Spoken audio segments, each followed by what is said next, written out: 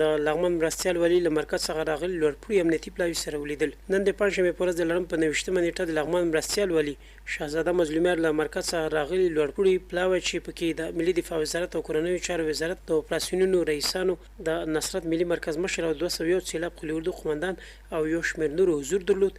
د ولایت د امنیتي وضعیت د ارزونې په موخه یې لیدنه وکړه. په دې نسخه کې د لغمان امنیتي مسؤلینو هم حضور درلود. د لغمان مرستیال والي د یاد لوړپوړي پلاوي څخه مننه وکړه چې د ولایت د امنیتي وضعیت د ارزونې په موخه سفر وکړ. د موړي په لغمان کې د امنیتي ارګانونو ترمنځ پخې همغږي او د ولایت نوې رهبري له لوري په وخت د ټولو مسایلو تعقیب په برخه کې هم یادونه وکړه. د ملي دفاع وزارت د اوپراسیون رئیس غلام مصطفی وردګ او د کورنیو چارو وزارت د اوپراسیون رئیس کامپیز یاما د دې ولایت په اړه خپل امنیتي پلانونه شریک کړل چې د نظامي شورا لوري ورسره د همکارۍ ژمنه وشوه. د غرض په دې ولایت کې 201 سیلاب اردو قومندان د لغمان امنیه قومندان د ملي امنیت رئیس او ګڼ شمېر نورو امنیتي مسؤلینو په ګڼو امنیتي مسایلو خبرې او نظریات تبادله کړل.